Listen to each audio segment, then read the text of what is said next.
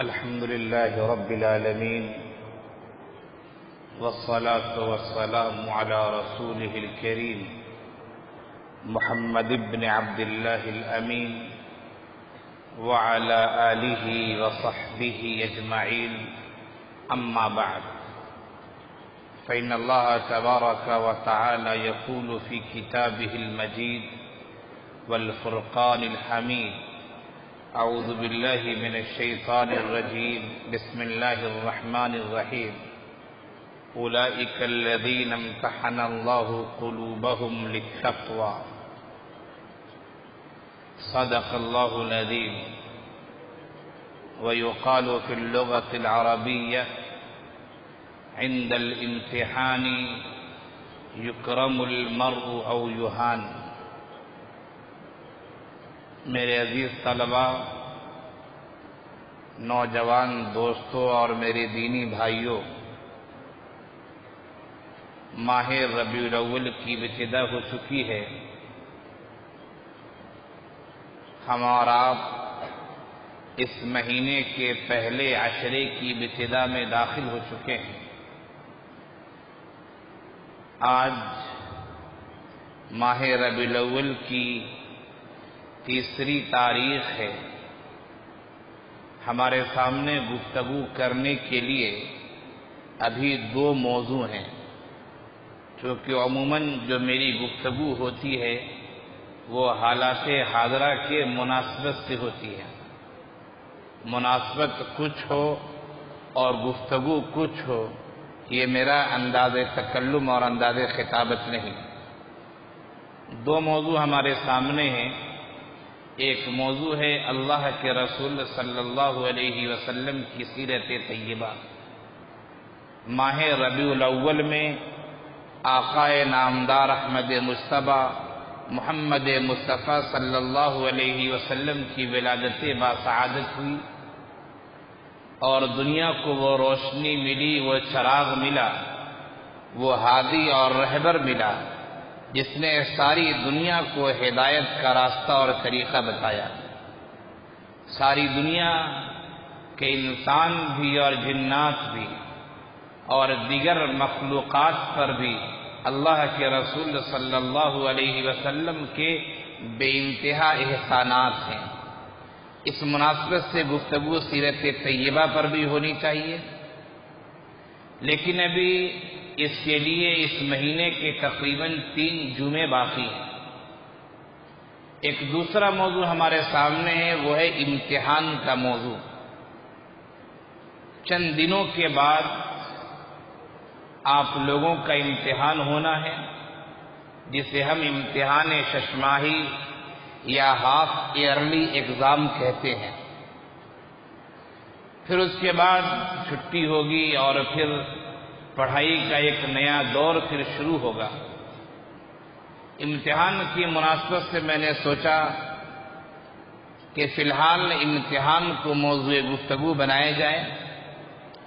سیرت طیبہ کے مختلف پہلوؤں پر انشاءاللہ گفتگو ہوگی. جو طلبہ قدیم ہیں اور جمعے کے دن پہلے وقت میں آتے ہیں وہ جانتے ہیں کہ میں نے سیرت پر 1-2 نہیں بلکہ 8-8 اور 10-10 ہفتے تقریریں کی ہیں. پورا ربیع الاول، پورا ربیع الثانی اور پھر اس سے بڑھ کر جمادی الاولیٰ تک ہم نے سیرت کے مختلف پہلوؤں پر تقریریں کی ہیں. بعض طلبہ نے اسے کافی سراہا بھی. بعض طلبہ نے تو یہاں تک کہا کہ مولانا جو آپ کی گفتگو ہے اگر اس انداز کی چیز کتاب میں آ جاتی اور کتاب تیار ہو جاتی تو بہت بہتر ہوتا ہے. لیکن مسئلہ ہے کہ کتاب تیار کرنے کے لیے وقت چاہیے، کوئی فرد چاہیے، مشغولیت ہوتی ہے. خیر سیرت کا موضوع ہے، انشاءاللہ اس پر گفتگو ہوگی. فی الحال امتحان کے بارے میں آپ سے گفتگو کرنا چاہتا ہوں کہ آخر امتحان ہوتا کیوں ہے. اس کے مختلف پہلو سے جواب دیے جا سکتے ہیں. آپ بھی غور کریں گے تو آپ کو بھی مختلف انداز کے جوابات سمجھ میں آئیں گے. یہ سوال کہ آخر امتحان ہوتا کیوں ہے. کبھی گھر میں امتحان ہوتا ہے، والد صاحب کچھ پوچھ لیتے ہیں، کبھی درجے میں امتحان ہوتا ہے، استاد محترم ہمارے ٹیچر کچھ پوچھ لیتے ہیں، اور پھر اسی طرح اداروں کا امتحان ہوتا ہے، اسکول اور مدرسے کالج یونیورسٹیوں میں امتحان ہوتا ہے، سیشن ہوتے ہیں، سیمسٹرز ہوتے ہیں۔ آخر یہ ادارے والے اپنے طلباء کا امتحان کیوں لیتے ہیں؟ اور پھر اس سے آگے بڑھیے تو ہم کہتے ہیں کہ اللہ تعالیٰ امتحان لیتا ہے اپنے بندوں کا، آخر اللہ امتحان کیوں لیتا ہے؟ کبھی اللہ تعالیٰ ہم پر مصیبت ڈال دیتے ہیں اور وہ مصیبت ہمارے لیے امتحان کا سامان ہوتا ہے کہ یہ بندہ صبر کرتا ہے یا واویلا مچاتا ہے، یہ بندہ معاملے کو اللہ کے سپرد کرتا ہے یا ہنگامہ مچاتا ہے۔ اللہ مصیبت ڈال کر ہمارا امتحان لیتے ہیں، اور کبھی اللہ تعالیٰ ہمیں خوشی عنایت فرماتے ہیں، بے انتہا خوشی دیتے ہیں، اور خوشی دے کر اللہ امتحان لینا چاہتے ہیں کہ بندہ شکر کے موقع سے اپنے اعتدال پر قائم رہتا ہے، بیلنس اس کا قائم رہتا ہے، یا وہ شریعت کے حدود کو پار کر جاتا ہے۔ اللہ خوشی دے کر امتحان لینا چاہتے ہیں۔ جو سچا اور پکا مومن ہوتا ہے، جو سچا اور پکا مومن ہوتا ہے، ان کے لیے دونوں مرحلوں میں فائدہ ہی فائدہ ہے۔ یعنی اللہ کی جانب سے مصیبت آئے اس پر بھی فائدہ ہے، اللہ کی جانب سے خوشی کے لمحات آئے اس پر بھی فائدہ ہے۔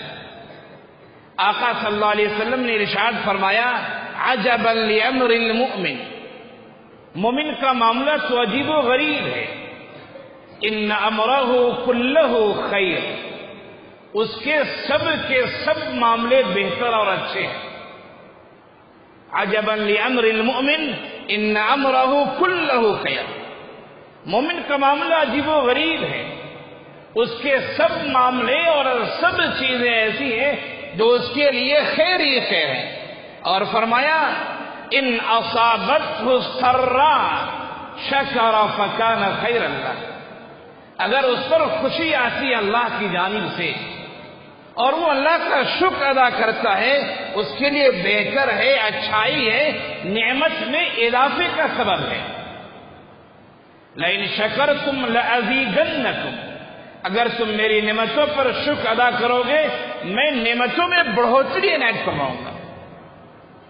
تو آقا نے فرمایا، ان اصابتہ سراء شکر فکان خیر اللہ، خوشی کے لمحات آتے ہیں، خوشی کا موقع نصیب ہوتا ہے، گھر میں ولادت ہوئی ہے، جاب کے لیے کوشش کر رہے تھے، اچھی عمدہ جاب مل گئی ہے، بیٹے کی کامیابی کے لیے پریشان تھے، بیٹے نے اچھے نمبرات سے کامیابی حاصل کر لیے، ہمیں حج اور عمرے کا شوق تھا، اللہ تعالیٰ نے ویسے مواقع نصیب فرما دیے ہیں، ہم جو چاہتے تھے اللہ تعالیٰ نے ہمیں وہ خوشی عنایت فرمائی ہے، اگر ہم شکر ادا کرتے ہیں اللہ تعالیٰ اس خوشی میں، اس نعمت میں اضافہ فرمائے گا۔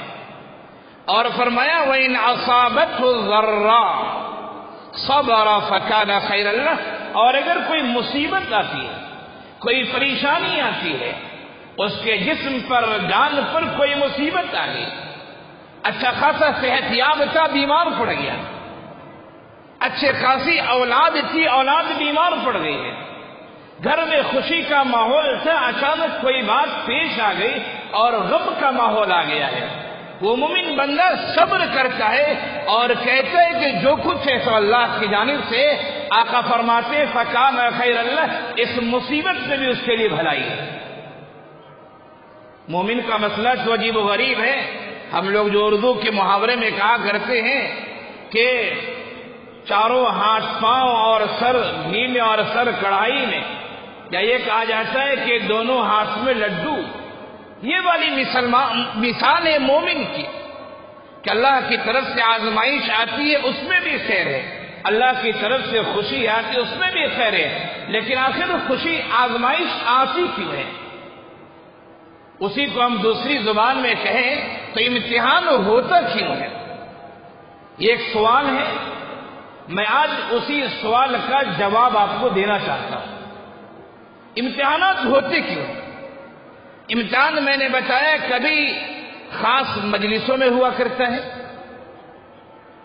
کبھی امتحان پورے اصول و ضوابط کے ساتھ پروگرام کے تحت ہوتا ہے، کبھی امتحان ایک مجمع میں بغیر کسی پلاننگ کے کوئی آدمی کسی مصلحت سے لیتا ہے، مختلف مقاصد ہو سکتے ہیں۔ امتحان کا ایک مقصد یہ ہوتا ہے کہ آدمی کی ذہانت کو دیکھا جائے۔ امتحان کا ایک مقصد یہ ہے کہ آدمی کی ذہانت کو دیکھا جائے، اس کا دماغ کتنا کام کرتا ہے۔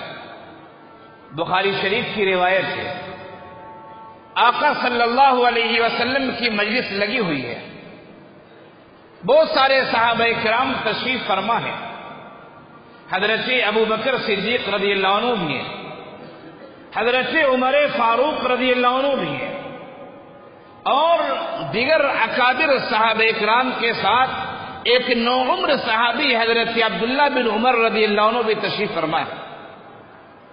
مجلس لگی ہوئی ہے، آقا صلی اللہ علیہ وسلم نے فرمایا کہ بھائی ایک درخت ہے جو درخت کی مثال مومن جیسی مثال ہے، وہ درخت ہمیشہ ہرا بھرا رہتا ہے،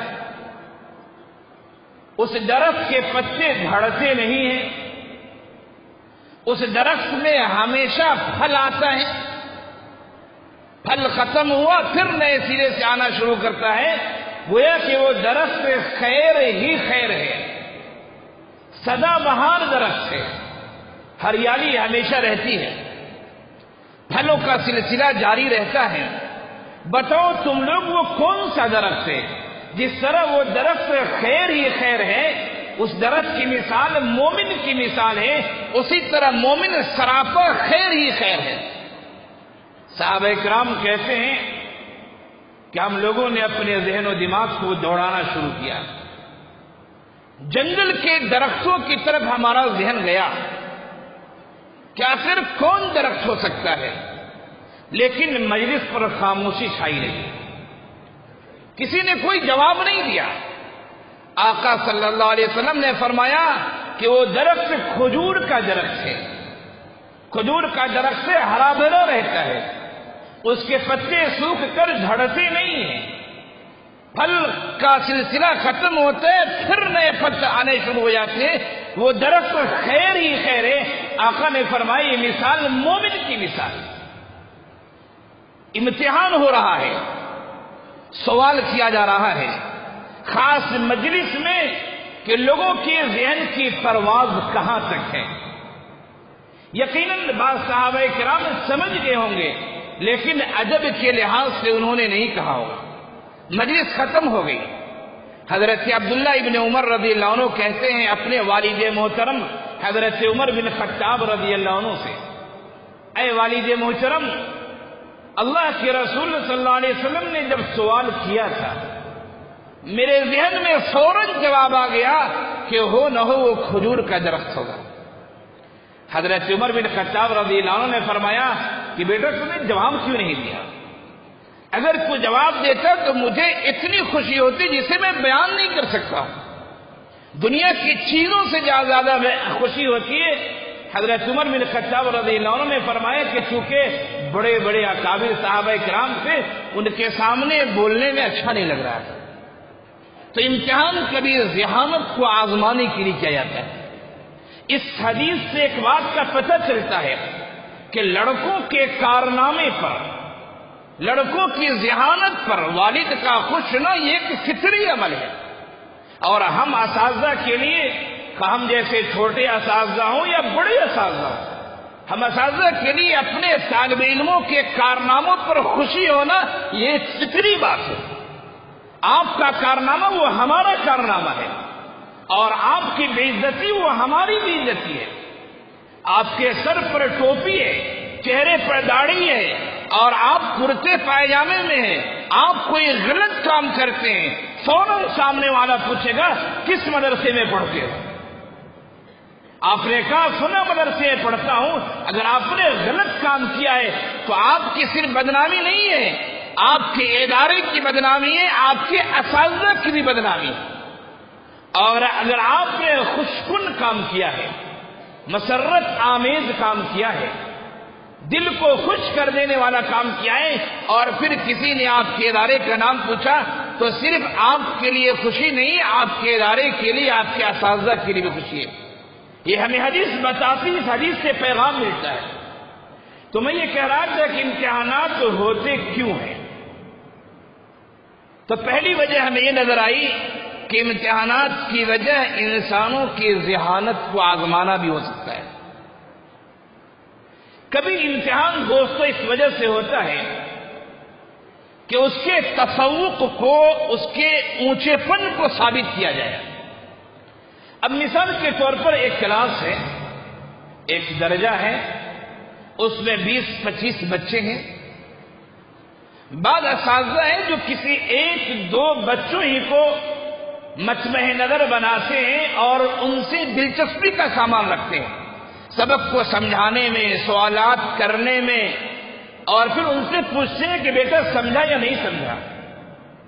ہو سکتا ہے دیگر طلبہ کے دل میں ایک چبھن پیدا ہو سکتا ہے وہ یہ کہیں کہ آخر مولوی صاحب ایک ہی سے کیوں پوچھتے ہیں؟ اس پوچھنے کی کوئی وجہ بھی ہو سکتی ہے۔ ہو سکتا ہے کہ وہ طالب علم اساتذہ کا زیادہ اکرام کرتا ہو، اساتذہ جو بات کہتے ہیں وہ طالب علم اول مرحلے میں اسے کرنا چاہتا ہے۔ خوبیاں ہو سکتی ہیں، جن خوبیوں کی وجہ سے لوگ اسے چاہتے ہیں، دوسرے ساتھیوں کے اندر ایک چبھن ہوتی ہے کہ آخر اسے ہی کیوں چاہتے ہیں۔ تو امتحان کبھی تفوق کو ثابت کرنے کے لیے کہ اس کے چاہنے کی کوئی نہ کوئی وجہ ہے۔ بہت ساری مثالیں اس کی ہیں۔ ایک عام سی مثال میں آپ کو دیتا ہوں۔ محمود غزنوی جو ہندوستان کا مشہور بادشاہ گزرا ہے، اس کا ایک غلام تھا ایاز۔ ایاز کے متعلق بہت سارے قصے مشہور ہیں، اور علامہ اقبال نے اسی ایاز کو کہا ہے کہ ایک ہی صف میں کھڑے ہو گئے محمود و ایاز، نماز کی مساوات کو بتاتے ہوئے کہ اللہ کی مسجد میں جب آدمی آتا ہے تو کوئی بڑا اور چھوٹا نہیں ہوتا ہے۔ آپ منسٹر ہیں تو اپنی جگہ پہ ہیں، آپ ایم پی اور ایم ایل اے اپنی جگہ پہ ہیں، اللہ کے گھر میں اللہ کے سب بندے برابر ہوا کرتے ہیں۔ ایک ہی صف میں کھڑے ہو گئے محمود و ایاز، نہ کوئی بندہ رہا نہ کوئی بندہ نواز۔ ایاز سے محمود غزنوی بہت پیار کرتا تھا، بہت محبت کرتا تھا۔ اس کے وجوہات بہت سارے ہیں، آپ تاریخ کی کتابیں پڑھیں، تذکرے کی کتابیں پڑھیں، آپ کو پتہ چلے گا بہت سارے وجوہات ہیں۔ میں ایک بات بتانا آپ کو چاہ رہا ہوں کہ امتحان کبھی اس وجہ سے لیا جاتا ہے کہ ہم عصروں کے درمیان، ہم جولیوں کے درمیان، دوستوں احباب کے درمیان تفوق کو ثابت کیا جائے کہ اگر اسے بادشاہ چاہتا ہے، اگر اسے کوئی معلم اور مدرس چاہتا ہے تو کیوں چاہتا ہے، کیا وجہ ہے چاہنے کی۔ دربار لگا ہوا تھا، محمود غزنوی اپنے دربار میں تشریف فرما تھے، وزراء کی مجلس تھی، غلامان مملکت موجود تھے۔ بادشاہ نے ایک شاندار سا ہیرا نکالا اور اپنے دائیں جانب وزیر کو کہا کہ اس ہیرے کو توڑو۔ ایاز بائیں سائڈ اخیر میں تھا، جس نے بھی ہیرا لیا کہا بادشاہ سلامت، یہ تو انتہائی خوبصورت ہے، انتہائی قیمتی ہے، انتہائی عمدہ ہے، اسے توڑنا، اگر یہ کہا جائے کہ توڑنا بیوقوفی ہے تو کوئی غلط نہ ہوگا۔ جو بھی سنے گا کہ ہیرے کو توڑ دیا گیا ہے وہ یقیناً کہے گا کہ توڑنے والا بیوقوف ہے، بادشاہ سلامت اسے رکھا جائے۔ پہلے نے اس طرح کے جوابات دیے، دوسرا تیسرا گزرتا رہا، لوگ اسی طرح جواب دیتے رہے، وہ ہیرا پہنچتا ہے ایاز کے پاس۔ بادشاہ نے کہا کہ ایاز اسے توڑ دو۔ ایاز نے اس کے پھٹکا اور توڑ دیا۔ لوگ حیران رہ گئے کہ جسے دربار میں کسی نے نہیں توڑا ایاز نے توڑ دیا، بادشاہ کا تو پارا چڑھ جائے گا۔ فوراً محمود نے پوچھا کہ ایاز تو نے کیوں توڑ دیا ہے؟ کہا بادشاہ سلامت ہم آپ کے غلام ہیں، ہم آپ کے وزیر ہیں، ہم آپ کی مملکت کے خادم ہیں، ہمیں بادشاہ کا حکم ماننا لازم ہے۔ ایسے ہیرے خزانے میں ایک نہیں سینکڑوں پڑے ہوئے ہیں، اگر ایک ہیرا ٹوٹ جائے تو کیا ہوگا؟ ایک وزیر اور ایک خادم پر ضروری ہے کہ وہ اپنے حاکم اور امیر کی بات مانے۔ میرے سامنے ہیرے کی قیمت سے زیادہ بادشاہ سلامت کے حکم کی قیمت تھی۔ آپ کا حکم تھا، آپ کے حکم ماننا یہ زیادہ قیمتی ہے، اس لیے میں نے توڑ دیا۔ محمود غزنوی نے کہا لوگوں دیکھو، ایاز سے میں محبت کرتا ہوں تو اس وجہ سے محبت کرتا ہوں۔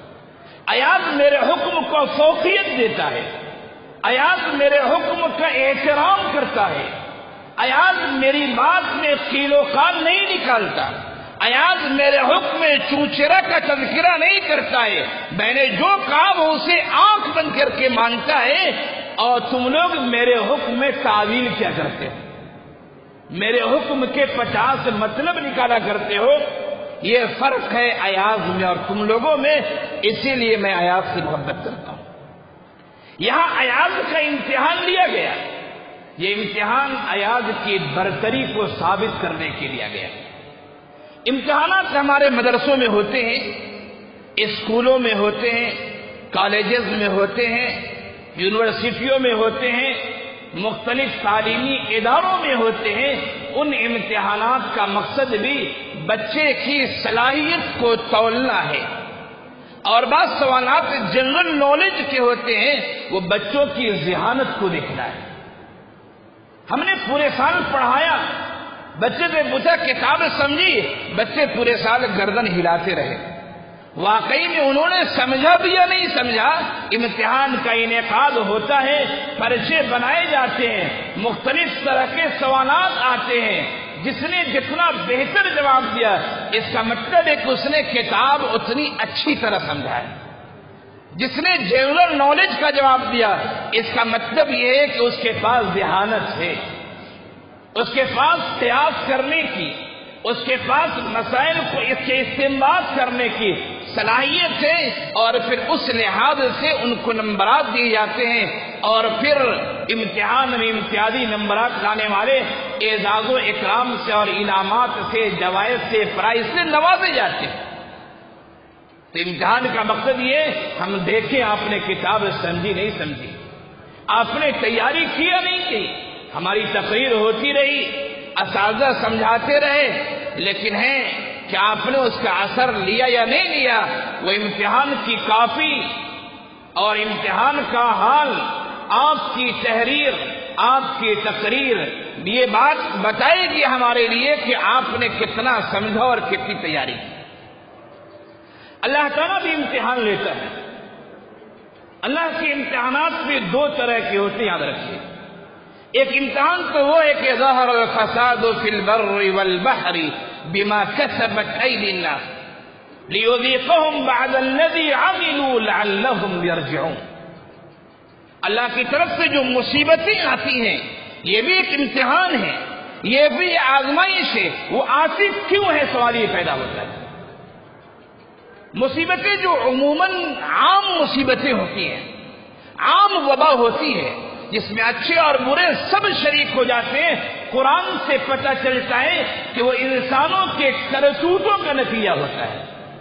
ظہر الفساد فی البر والبحر بما کسبت ایدی الناس، لوگوں کے ہاتھوں نے جو کیا ہے اسی کا نتیجہ سامنے آتا ہے۔ ہمارے سماج میں سود کا رواج ہو جاتا ہے، ہمارے سماج میں زکوٰۃ لوگ اچھی طرح نہیں دیتے ہیں، اس کے اثرات ظاہر ہوتے ہیں۔ ہماری مسجدیں ویران ہوتی ہیں، دشمن ہماری مسجدوں کو ڈھا دیتے ہیں، ہماری وقف کی زمین چھوڑ دی جاتی ہے، دشمن وقفی زمین پہ قبضہ کر لیتے، یہ ہمارے کرتوتوں کا نتیجہ ہے۔ ہم کہتے ہیں ہماری وقف کی زمینوں کو فلاں نے لے لیا، ہم نے چھوڑا کیوں اسے؟ ہم نے اسے ویران کیوں کیا؟ ہم نے اس کی حفاظت کا اہتمام کیوں نہیں کیا؟ تو اللہ کی طرف سے جو عذاب آتا ہے یہ عذاب بھی آزمائش ہے، اور وہ آزمائش ہمارے کرتوتوں کا نتیجہ ہوتا ہے۔ کیوں اللہ بھیجتا ہے؟ لیذیقہم بعد الذی عملوا لعلہم یرجعون، وہ اپنے کرتوتوں کا کچھ مزہ چکھ لیں، شاید کہ وہ اپنے برے اعمال سے باز آ جائیں، شاید وہ ہوش کے ناخن لے لے۔ ایک علاقے پر مصیبت آئی، جائزہ لیا گیا، معلوم ہوا کہ یہاں سود کا کاروبار بہت زیادہ ہے، شاید ہو سکتا ہے کچھ عقل مند لوگ کھڑے ہو جائیں اور اللہ کے سامنے روئیں، گڑ گڑائیں، لوگوں کو سمجھائیں، اور آئندہ وہ علاقہ اللہ کے عذاب سے محفوظ رہ جائے۔ ہمارے کرتوتوں کے نتائج ہوتے ہیں جو اللہ کے عذاب کی شکل میں آتے ہیں، جو ایک طرح کا امتحان ہوتا ہے کہ بندہ اس کے بعد بھی سدھرتا ہے یا نہیں سدھرتا ہے، اس کے بعد بھی بندہ حق کے راستے کو اختیار کرتا ہے یا نہیں کرتا ہے۔ اللہ کی طرف سے ایک آزمائش ہوتی ہے، امتحان ہوتا ہے رفع درجات کے لیے۔ صحابہ کرام کا امتحان ہوا، قرآن کریم نے کہا اولئک الذین امتحن اللہ قلوبہم للتقوی، اللہ تعالیٰ نے تقوی و تعارف کے لیے ان کو آزمایا، اور پھر وہ پورے کے پورے 100% صحیح ثابت ہوئے۔ قرآن کریم کہتا ہے، ایک بات عام طور سے لوگ کہتے ہیں، وقت چونکہ زیادہ نہیں، موضوع پھیلنے والا وہ ہے، لوگ کہتے ہیں کہ سب لوگ شریعت پہ عمل کرنے لگے تو اللہ کی طرف سے کوئی مصیبت نہیں آئے گی۔ یہ بات تو صحیح ہے، لیکن مصیبت اس معنی میں کہ امتحان نہیں ہوگا، پھر یہ بات غلط ہے۔ مصیبتیں نہیں آئیں گی، عمومی مصیبتیں نہیں آئیں گی، لیکن اللہ کی طرف سے آزمائش ہوتی رہے گی۔ وَلَنَبْلُوَنَّكُمْ بِشَيْءٍ مِّنَ الْخَوْفِ، قرآن کریم کی آیت ہمیں بتاتی ہے، قرآن کہتا ہے ہم تمہیں آزمائیں گے، کبھی دشمنوں کا ڈر ہوگا، کبھی جانوں کی ہلاکت ہوگی، کبھی باغوں کی تباہی ہوگی، کبھی اولاد کی وفات ہوگی، کبھی تم پر بیماریاں آئیں گی، کبھی مصیبت آئیں گی۔ وَلَنَبْلُوَنَّكُمْ بِشَيْءٍ مِّنَ الْخَوْفِ وَالْجُوعِ وَنَقْصٍ مِّنَ الْأَمْوَالِ وَالْأَنفُسِ وَالثَّمَرَاتِ وَبَشِّرِ الصَّابِرِينَ، آزمائشیں آئیں گی، آپ 100% شریعت پر عمل کریں تو اللہ کی طرف سے آپ کے رفع درجات کے لیے، آپ کے ایمان کو پرکھنے کے لیے آزمائشیں ہوں گی۔ وَبَشِّرِ الصَّابِرِينَ، جو بالکل ثابت قدم رہتا ہے، صبر سے کام لیتا ہے، اللہ فرماتے ہیں ایسے لوگوں کو خوشخبری سنا دیجیے۔ بخاری شریف کی روایت ہے، آقا صلی اللہ علیہ وسلم نے فرمایا کہ سب سے زیادہ جو مصیبتیں آتی ہیں، یعنی امتحان جو ہوتا ہے، امتحان ہوتا ہے، اللہ دنیا کو بتانا چاہتے ہیں سب سے زیادہ پریشانیاں اور امتحانات جو ہوتے ہیں وہ انبیاء کرام کے ہوتے ہیں، اور پھر جس کا رشتہ انبیاء سے جس لحاظ سے زیادہ ہوگا اللہ سے، اس کی آزمائشیں اتنی زیادہ ہوتی ہیں۔ آج ہمارے سماج میں کوئی بزرگ آدمی، کوئی بڑا عالم، کوئی نیک اور دیندار پر مصیبت آ جائے، سونوں لوگ کہتے بہت دیندار بنتے تھے نا، دیکھو اللہ میاں کا پھٹکار نازل ہوا ہے۔ انتہائی غلط سوچ ہے، انتہائی غلط سوچ، تم اسے پھٹکار سمجھ رہے ہو، پھٹکار نہیں ہے وہ، اللہ نے درجات کی بلندی کے لیے اس پر مصیبت ڈالی ہے۔ مثال کے طور پر سمجھو، تمہیں شوق ہے کہ میں ٹرین کے AC فرسٹ کلاس میں چلوں، لیکن تمہارے پاس تو اتنے پیسے بھی نہیں کہ تم جنرل کلاس میں جا سکو۔ اللہ تعالیٰ نے ہمارے لیے جنت کا اعلیٰ مقام رکھا ہے، لیکن ہمارے اعمال ایسے ہیں کہ جنت کے ادنا درجے کے بھی ہم مستحق نہیں ہیں۔ موت کا وقت آنے والا ہے، چند سال چند دن رہ گئے ہیں، اللہ مصیبت ڈال دیتا ہے، کوئی نہ کوئی مصیبت ڈال دیتا ہے۔ اللہ ہم سب کو اپنی آزمائش سے محفوظ رکھے، اس لیے کہ اللہ کی آزمائش کے سامنے جمنا یہ ہر آدمی کے بس کی بات بھی نہیں ہے۔ اللہ محفوظ رکھے، ہمیں عافیت سے رکھے، لیکن کسی پر مصیبت آتی ہے تو آپ اسے اللہ کا پھٹکار نہ سمجھے، اللہ جانتا ہے وہ مصیبت کیوں آئی۔ تو میں یہ کہہ رہا تھا کہ ہمارے اعمال جنت کے ادنا درجے کے لائق ہیں، لیکن اللہ تعالیٰ نے ہمارے لیے جنت کا اعلیٰ درجہ رکھا ہے۔ وقت کم ہے، 1-2 سال میں انتقال ہونے والا ہے، ہمارے اعمال ایسے نہیں ہیں، اللہ مصیبت ڈال دیتے۔ یہ مصیبت رفع درجات کے لیے ہے، درجات کی بلندی کے لیے بندہ صبر کرتا ہے اور کہتا ہے اے اللہ تو نے ہی صحت و تندرستی سے رکھا تھا اور تیری طرف سے یہ آزمائش ہے، اللہ ہمیں آزمائش سے بچائے رکھیے، اللہ ہمیں صبر کی توفیق دیجیے۔ بندہ صبر کرتا رہتا ہے، اس کے درجات بلند ہو جاتے ہیں۔ تو کبھی امتحان جس کو عذاب کا نام دیا جائے وہ ہمارے کرتوتوں کی وجہ سے، اور کبھی امتحان جسے آزمائش رفع درجات کی وجہ سے ہے۔ یہ امتحانات کے مختلف وجوہات ہوتے ہیں۔ میں نے تقریر کا عنوان قائم کیا تھا کہ آخر امتحانات کیوں ہوتے ہیں، اس کی میں نے 4 علتیں آپ کے سامنے رکھی۔ آپ مزید غور کریں گے، مزید علتوں تک آپ بھی پہنچ سکتے ہیں۔ اللہ تعالی ہم سب کو صحت و تندرستی کے ساتھ عافیت کے ساتھ رکھے، امن و سکون کے ساتھ رکھے، ہماری بدعملی کو اللہ دور کر دے اور حسن عمل ہمیں عنایت فرمائے۔ وآخر دعوانا ان الحمد للہ رب العالمین۔